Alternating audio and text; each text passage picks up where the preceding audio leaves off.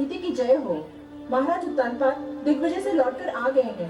महारानी चलकर उनका स्वागत नहीं करेंगी? मैं वहाँ जाकर क्या करूँगी? उनका स्वागत करने के लिए तो पहले से वहाँ कोई उपस्थित है। क्षमा करें महारानी, पर आप बड़ी रानी है, पट रानी है। महाराज के स्वागत का अधिकार तो आप ही को प्राप्त है। अपने स्वागत का अधिकार, देने न देने का अधिकार तो महाराज के हाथों में है, और महाराज ये अधिकार आप किसी और को दे चुके हैं। आप यही है बातें पिताश्री के स्वागत को रह गई? नहीं पुत्र, मैं नहीं गई। फिर मैं जाऊंगा पिताश्री का स्वागत करने। तुम भी ना जाओ पुत्र। क्यों बातें? मैं नहीं चाहती कि इतनी कम आयु में तुम पीड़ा और दुख जैसे शब्दों का अर्थ जान लो। तुम्हारे कोमल मन को तनिक भी ठेस लगी ना तो मैं सहन नहीं कर पाऊंगी। मैं समझा नहीं माताश्री। अभी छोटे हो ना, बहुत सी बातें तुम्हें समझ नहीं आएंगी। पर माताश्री मैं उनसे मिलने को व्याकुल हो रहा हूँ। इतने दिनों बाद तो लौटे हैं पिताश्री। जहाँ इतने दिन राह देखी है, थोड़ी देर और प्रतीक्षा नहीं कर सकते? वो यहीं आएंगे। एक बात पूछूं बातें? अवश्य पूछो। क्या वृक्ष की छाया वृक्ष से दूर रह सकती है? कदापि नहीं। तो फिर पुत्र अपने पिता से कैसे दूर रह सकता है? पिता के प्रेम पर पुत्र का जन्म सिद्ध अधिकार है। सारा झगड़ा ही तो अधिकारों का है पुत्र ध्रुव, अधिकारों का है।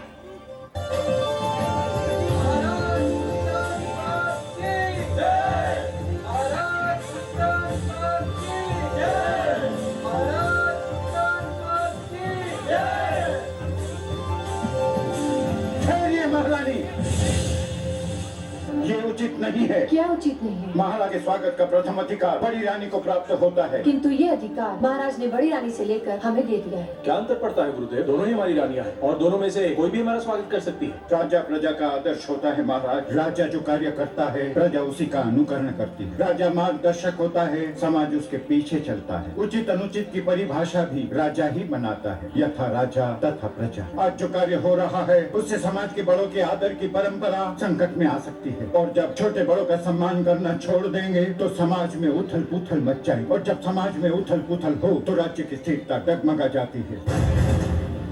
यदि महाराज परंपराओं को तोड़ना चाहते हैं तो आपको क्या आपत्ति है गुरुदेव? परंपराएं हमारे आदरणीय पूर्वजों ने बनाई हैं, उन्हें तोड़ने का किसी को अधिकार नहीं है। तो फिर महाराज का क्या निर्णय है? हमारा निर्णय ये है, महारानी सरुचि हमारा स्वागत करेंगे। यदि आपका ये निर्णय है तो फिर किसी का भी उपदेश मुझे रोक नहीं सकता। पति का आदेश मानना ही पत्नी का धर्म है, और ये धर्म मैं निभाकर ही रहूंगी। महाराजा